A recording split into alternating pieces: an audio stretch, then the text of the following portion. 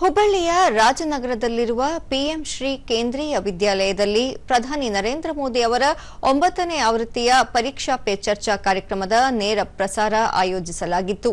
6ನೇ ತರಗತಿಯಿಂದ 12ನೇ ತರಗತಿವರೆಗಿನ ವಿದ್ಯಾರ್ಥಿಗಳು ಪ್ರಧಾನಿಯವರ ಕಾರ್ಯಕ್ರಮವನ್ನು ವೀಕ್ಷಿಸಿ ಅವರ ಮಾರ್ಗದರ್ಶನಾತ್ಮಕ ಮಾತುಗಳನ್ನು ಆಲಿಸಿದರು.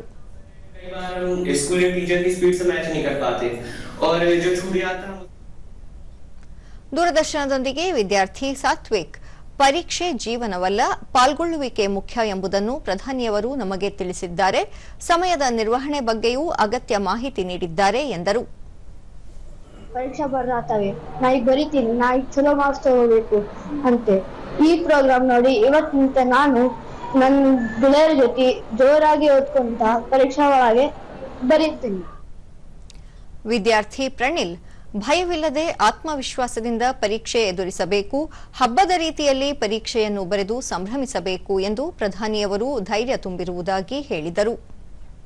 ಎಕ್ಸಾಮ್ ನೋಡಿ ಒಂದು ಫೆಸ್ಟಿವಲ್ ತರ ಸೆಲೆಬ್ರೇಟ್ ಮಾಡ್ಕೊಂತ ಅನ್ಕೊಂತೀವಿ, ಹೆದರೋದಂತ ಏನಿಲ್ಲ ಪಿಎಂ ಅಂತ ಹೇಳ್ತೀನಿ.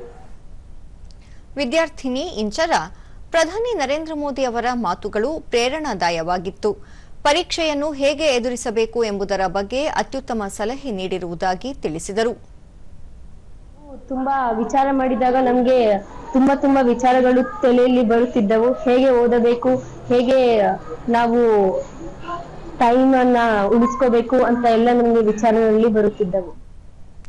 ಶಿಕ್ಷಕ ರಘುರಾಮ್ ಕುಲಕರ್ಣಿ, ಪರೀಕ್ಷಾ ಪೇ ಚರ್ಚಾ ಕಾರ್ಯಕ್ರಮದಿಂದ ಪ್ರಧಾನಿಯವರ ಮಾತುಗಳನ್ನು ನೇರವಾಗಿ ಶಾಲೆಯಲ್ಲಿಯೇ ಮಕ್ಕಳಿಗೆ ಕೇಳಿಸುವ ಅವಕಾಶ ಸಿಕ್ಕಿದೆ.